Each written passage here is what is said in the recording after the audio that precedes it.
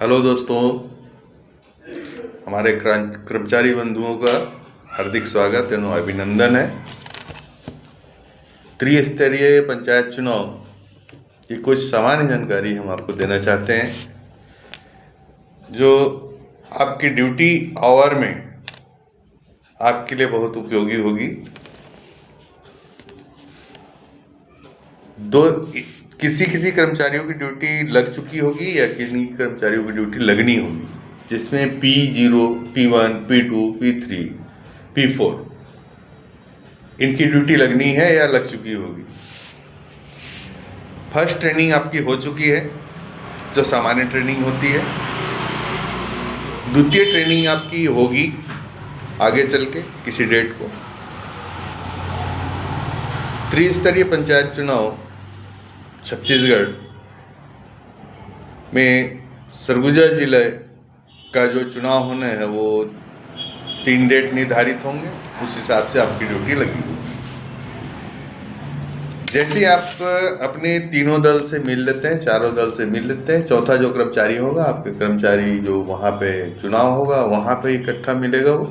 बाकी A0, P0, P1, P2, P3 जब training होगी तो आपस में मिल लेंगे, आपसी बातचीत कर लेंगे, अपना परिचय कर लेंगे।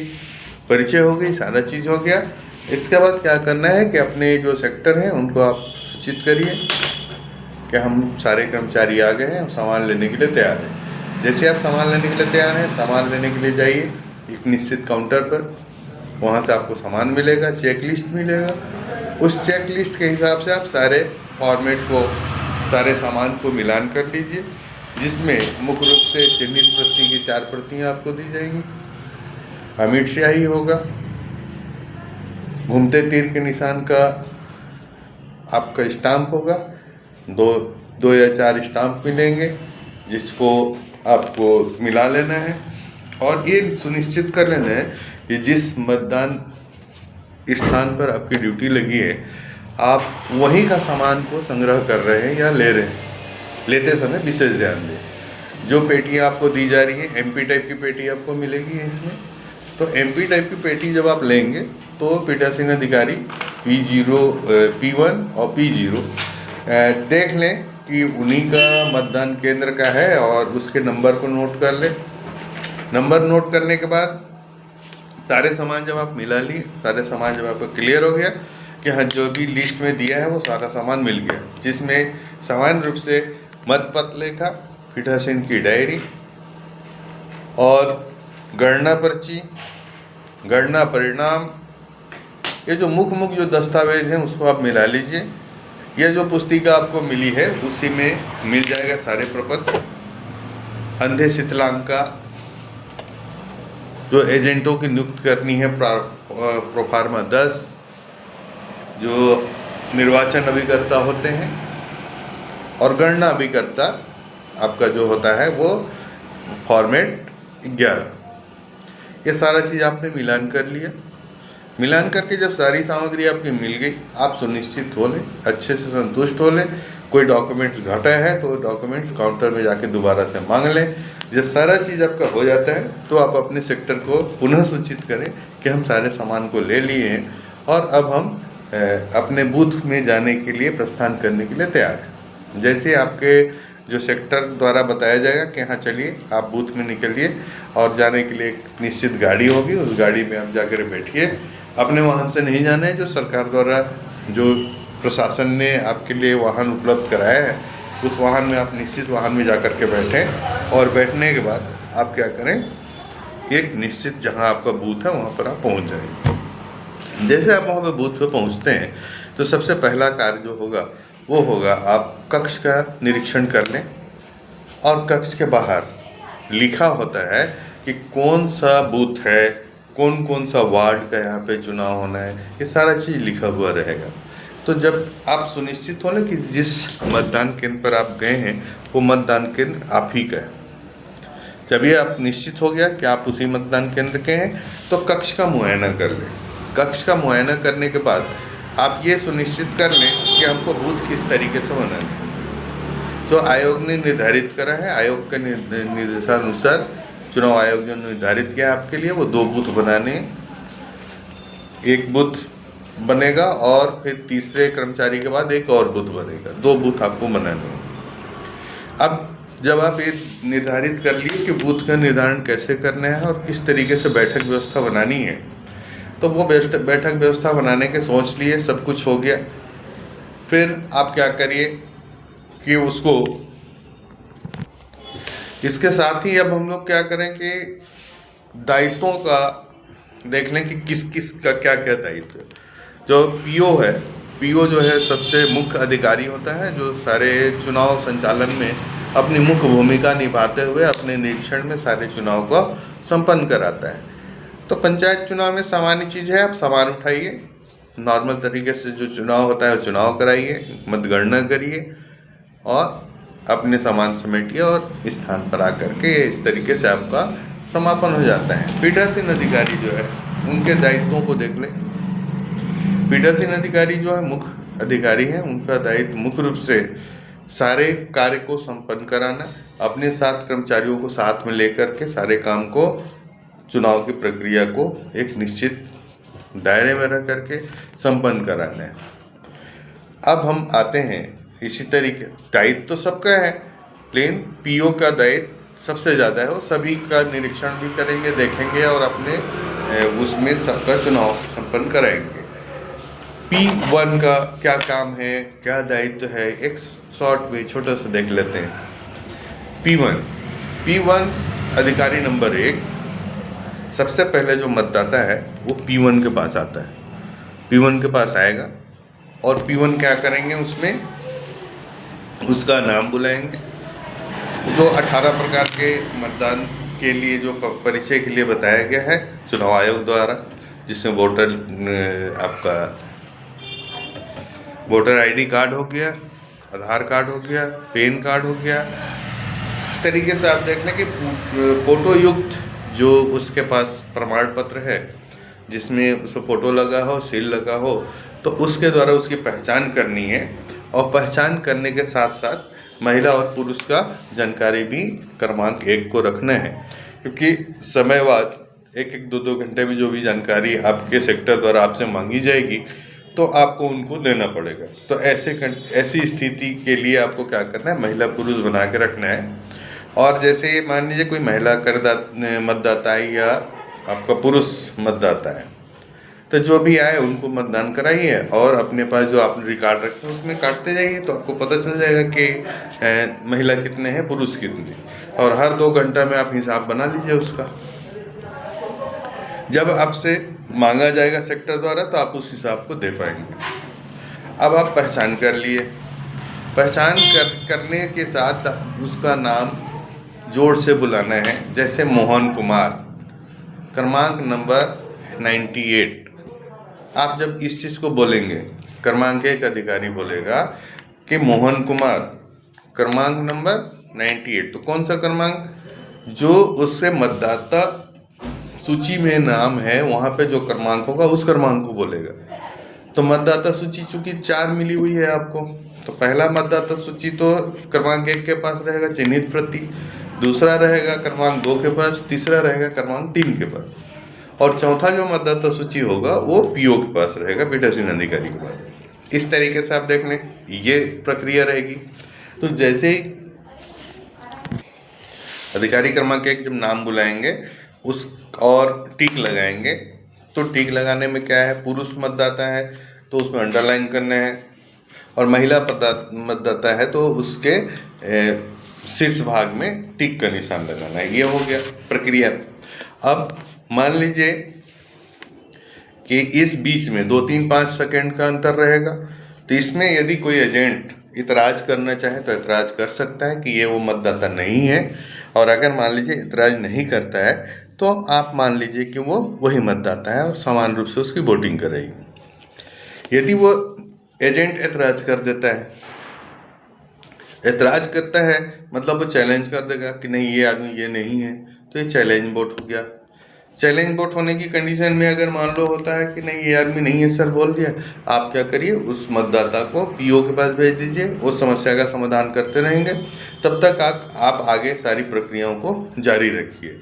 तो जब एक नंबर नाम बुलाता है और क्रमांक बोलता है तो अधिकारी क्रमांक 2 और अधिकारी क्रमांक 3 दोनों जो है उसके जो काउंटर फाइल होंगे उसमें नंबर को लिखेंगे। काउंटर फाइल में नंबर लिख लिए, जिसमें आपको क्रमांक 2 जो है उसको विशेष ध्यान रखने हैं कि जो उसके पास पंच और सरपंच के 2 प्रकार के मतपत्र होंगे। जो पंच होता है सफ़ेद और सरपंच का होता है नीला। ये 2 प्रकार के मतपत्र अधिकारी क्रमांक 2 के पास रहेंगे। और गुलाबी और पीला जो कलर का होगा डीडीसी बीडीसी का, वो क्रमांक 3 के पास रहेगा। तो जब मान लीजिए कि आपका क्रमांक 2 के पास पंच और सरपंच दोनों का है, तो हो सकता है क्रमांक 2 के पास 2 या 3 से अधिक पंचों का चुनाव हो, तो 5 प्रकार के मतपत्र होंगे उसके पास। 4 तो हो गया पंच का और 1 हो गया सरपंच का, तो 5 प्रकार के मतपत्र रहेंगे।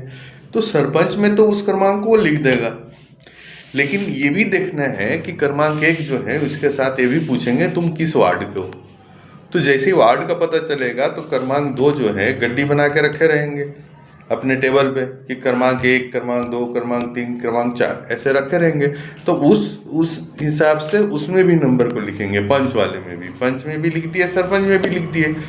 और फिर से जब अधिकारी क्रमांक 1 सुनिश्चित हो जाएंगे, उनकी पहचान हो जाएगी, अमिट स्याही उनके तर्जनी उंगली में लगा देंगे। ये तर्जनी उंगली कहलाता है लेफ्ट साइड के। इस उंगली में उनको स्याही लगाना है इस तरीके से। देखिए ये जो है ऊपर से लेके नीचे तक ऐसे स्याही लगा देना है।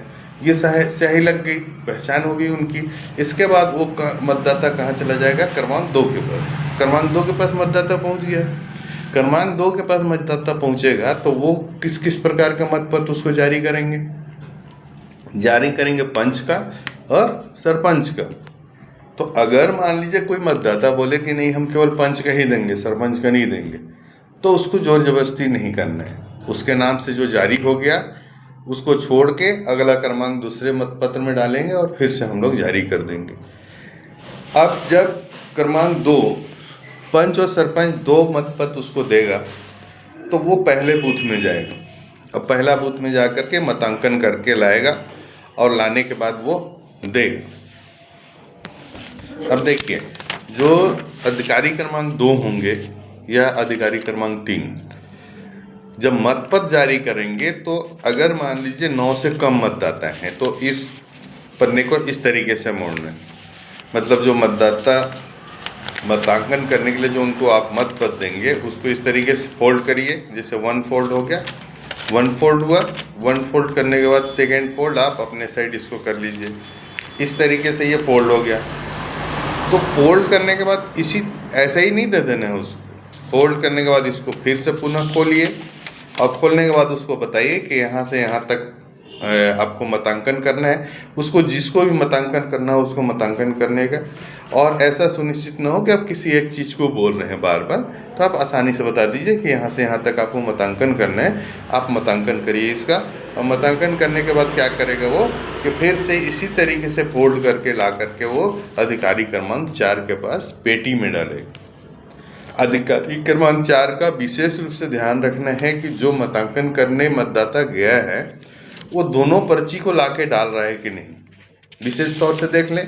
इसको खोलना नहीं है, ऐसे ही बंद करके मतपत्र में डालना है पेटी में।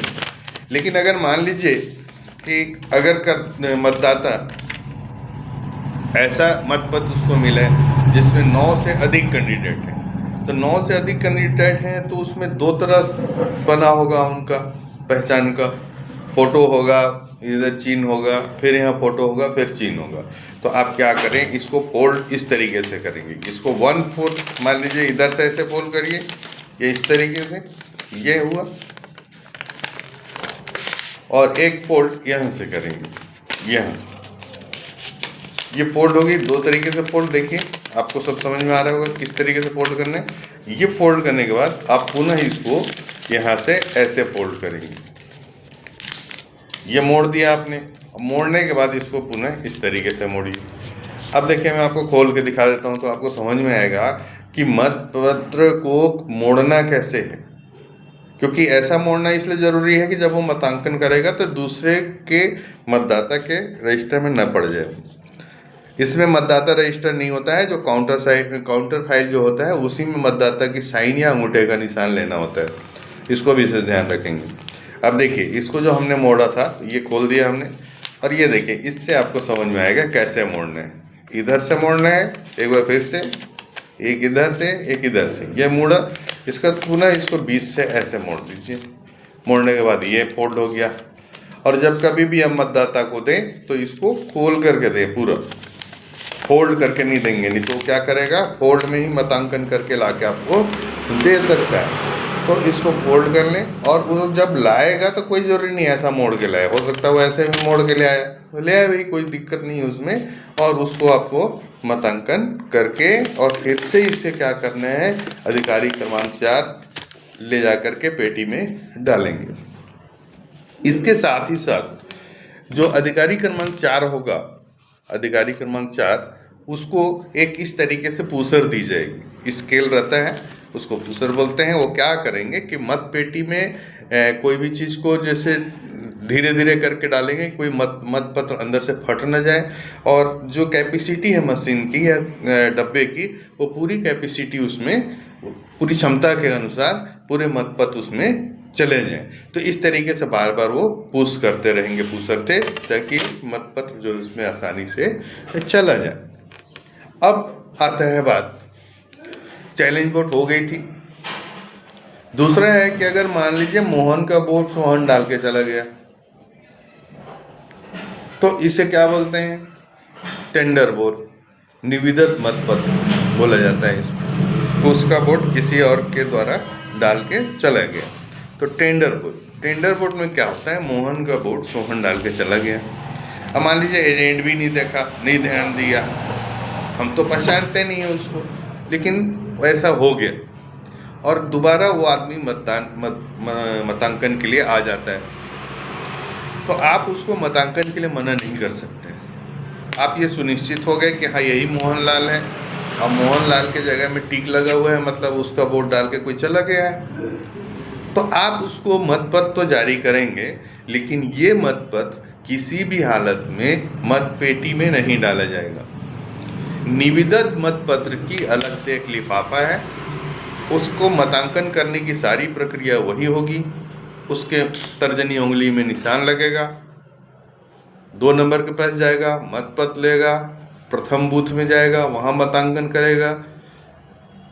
वो वापस जब आएगा तो उसे पेटी में नहीं डालना है, बल्कि इस मतपत्र को पीठासीन अधिकारी अपने पास रखेंगे। ठीक इसी तरीके से वो 3 के पास जाएगा, अधिकारी क्रमांक 3, वहाँ से उसको डीडीसी बीडीसी का मतपत्र मिलेगा, और उसे भी वो लेकर के कहाँ चला जाएगा, बूथ में, और मतांकन करके वापस लाएगा। और इसको भी किसको देगा, वो पीठासीन अधिकारी को। और पीठासीन अधिकारी को जो पीओ है, अधिकारी महोदय, वो निविदत मतपत्र की अलग से एक लिफाफा है, उसमें इसको रखेंगे और सीलबंद करेंगे, क्योंकि किसी भी हालत में निविदत मतपत्र की काउंटिंग नहीं करनी है।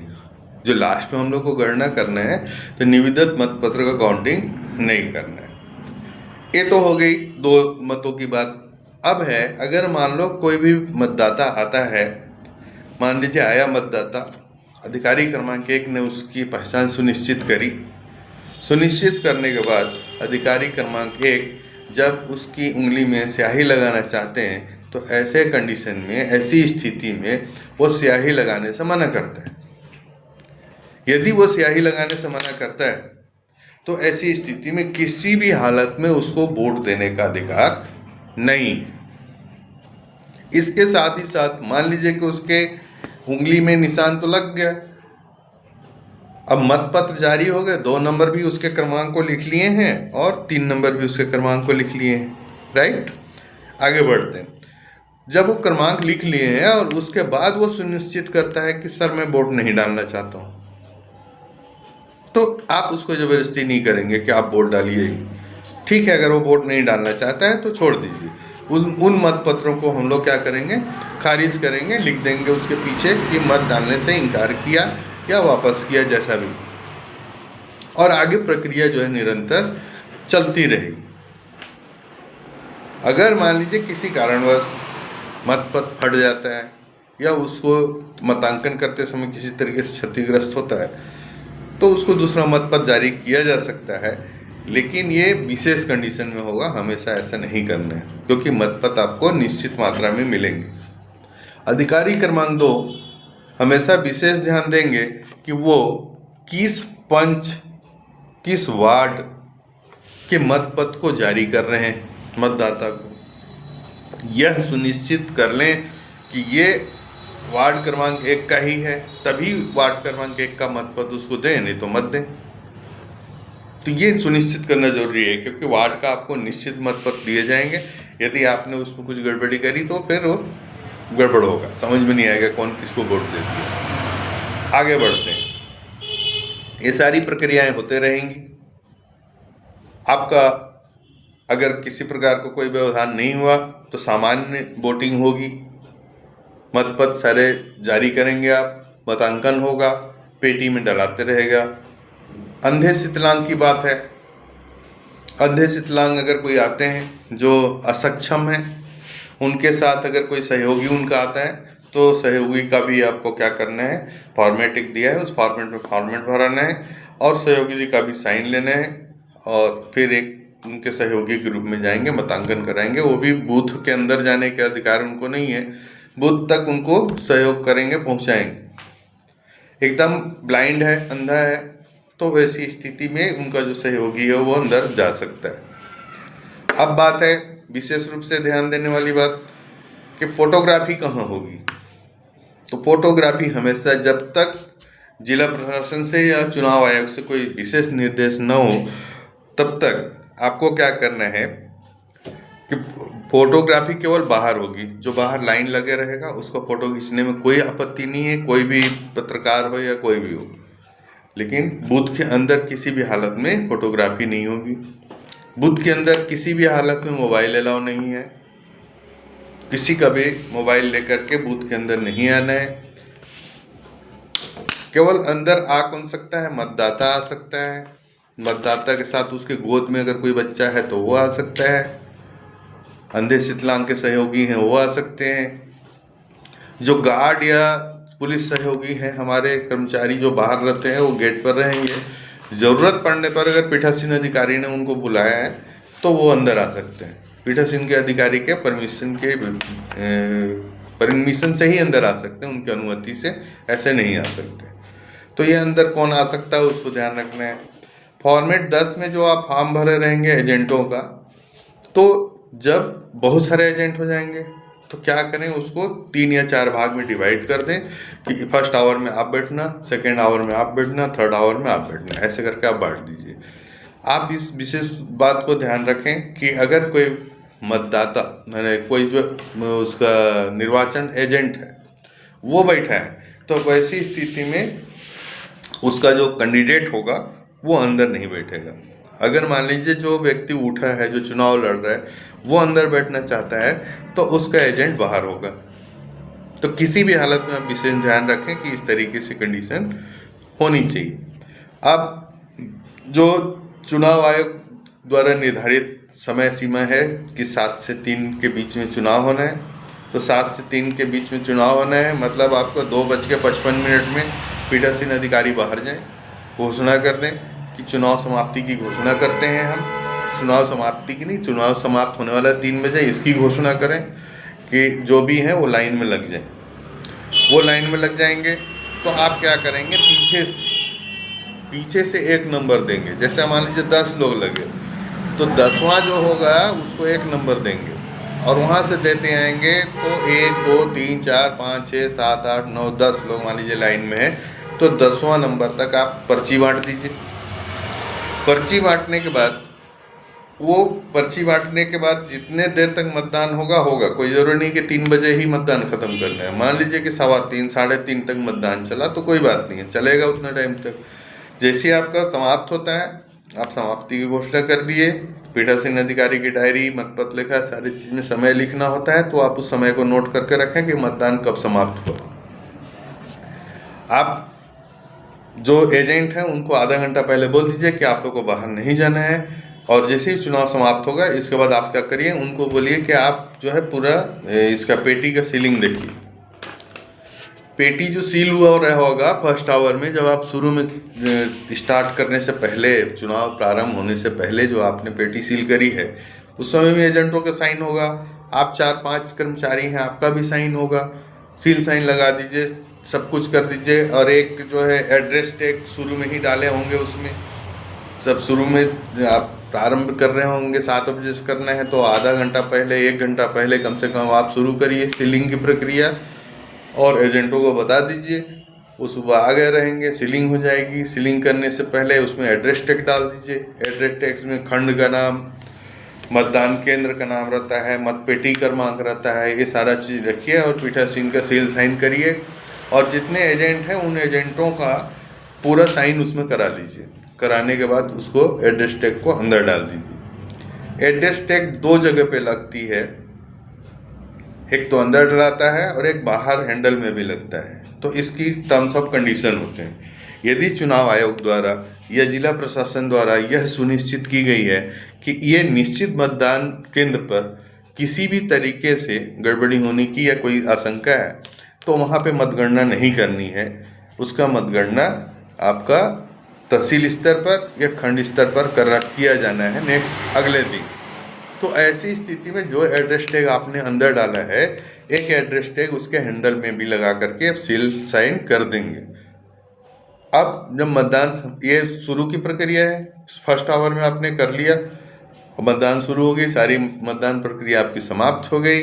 अब आप क्या करेंगे, दोबारा सीलिंग करेंगे उसको, पेटी को दोबारा जब सील करते रहेंगे, सारे एजेंटों को सामने रखिए, जिसमें आपने मतांकन करने के बाद मतपत्र इस तरीके से जो मोड़ के मैं बताया, मतपत्र उसमें डाला जाता था, पूसर से अंदर किया जाता था। तो जैसे आप ऊपर का एक हैंडल खोलेंगे, तो खोलने के बाद जो होल है, जो जिसमें जैसे हम लोग चुकले में पैसा डालते हैं, उस तरीके से होल बना होता है जिसमें हम लोग ये मतपत्र को डालते हैं, उसके होल को आपको बंद करना है। तो ऐसे करके स्लाइड करेंगे तो होल बंद हो जाएगा। बंद होने के बाद आप क्या करिए, फिर से इस ढक्कन को लगाइए और ऊपर में एड्रेस टैग लगा करके और उसको सील साइन करिए। सील साइन कर दिया आपने, पीठासीन का साइन होगा, सारे एजेंटों का साइन होगा, जितने कर्मचारी हैं वो भी चाहे तो सील कर सकते हैं। सील करने का मतलब होता है साइन करना, तो वो आप सील करा लीजिए। सील करने के बाद थोड़ा सा आप आराम कर लीजिए, 10-15 मिनट थोड़ा सा रेस्ट होगा। इसके बाद आप मतगणना शुरू करेंगे। मतगणना की प्रक्रिया ये है, चुनाव आयोग द्वारा निर्धारित किया गया है कि जितने मेज आपके पास हैं, जितने टेबल आपके पास हैं, उस टेबल को एक जगह पे इकट्ठा कर लें। और टेबल इकट्ठा करने के बाद एक बड़ा सा टेबल बन जाएगा, वो उसके ऊपर चादर या कुछ बिछा लें और फिर से आप सारे एजेंटों के सामने उस मत पेटी को खोलें। खोल करके सारे मतपत्रों को उसके ऊपर खाली करना है। यदि आपको ऐसा लगता है कि ये ठीक नहीं रहेगा, तो आप क्या करें, ज़मीन में दरी बिछा लें या चादर बिछा लें, घेरा बना लें। एक P0, P1, P2, P3, P4 ऐसे करके घेरा बना लें। और अपने जहाँ पे आपने घेरा बनाया है उससे 3 से 4 फीट दूर उनको रहने को बोलें कि आप दूर से बस देखिए, आपको देखने का अधिकार है। किसी भी स्थिति में मतपत्र उनको छूने ना दिया जाए, दूर से दिखाइए, उनको संतुष्ट करिए और काउंटिंग करिए। काउंटिंग करने का प्रक्रिया शुरू करेंगे हम। कैसे करेंगे, सारे मतपत्र को आप खाली कर दीजिए, टेबल में खाली कर दिया आपने। अब क्या करिए, आप 4 कलर हैं आपके, सफ़ेद किसका था, पंच का था, नीला किसका था, सरपंच का था, पीला किसका था, DDC, और गुलाबी किसका था, BDC। ये हमारा कलर है। तो ये कलर को आप चारों कलर को अलग अलग 50-50 का बंडल बनाइए। जैसे वाइट कलर का 50 बंडल बना लो आप, गुलाबी का बना लो, पिंक का बना लो, है ना, और येलो, ये जो भी कलर है, 4 कलर हैं, चारों का आप 50-50 का बंडल बना लीजिए। 50-50 का बंडल बना लिए। अब आप क्या करिए कि सरपंच, DDC और BDC, इनके जो मतपत्र के आपने बंडल बना के रखे हैं वो पीठासीन के पास रख दीजिए, वहीं पे, बाहर कहीं नहीं रखना है, वहीं पे रख दीजिए। इसके बाद पंच का उठाइए। तो पंच में भी मान लीजिए कि वाइट कलर के 50-50 के बहुत सारे बंडल हैं आपके पास, तो आप देख लें कि जब आप उसके सुवेदक सील लगाए होंगे मतपत्र के पीछे, तो वहाँ पे हम लोग वार्ड क्रमांक लिखेंगे। तो वार्ड क्रमांक लिखेंगे तो आप जब मतपत्र को बंडल बनाए तो उसको पलट के बनाए, उल्टा साइड, जिधर चिन्ह रहता है उधर से नहीं, पीछे साइड जिधर सुवेदक सील बना है वैसे पलटते जाइए और 50-50 का बंडल बनेगी। 50-50 का बंडल आपने बना लिया।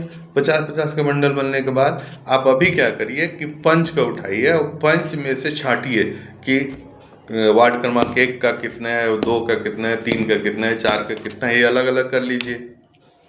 जब ये अलग अलग हो गया तो काउंटिंग हम लोग को पंच से ही शुरू करने हैं। तो सबसे पहला मान लीजिए आप वार्ड क्रमांक 1 उठाइए। सबसे पहले आप काउंटिंग नहीं करेंगे, क्या कर देंगे, वार्ड क्रमांक 1 का उठाए, एक एक मत पत्र को उनको दिखाइए। जो वैध है उसको दिखाने की जरूरत नहीं है, वैध आपको मालूम है कि क्या होता है वैध, अगर बीच में निशान पड़ा है तो वैध है। एक ही व्यक्ति को 10 बार भी अगर उसने मतांकन कर दिया तो भी वैध है। तो वैध मतों को आप रखते जाएं, जो आपको असमंजस है कि ये अवैध हो सकते हैं।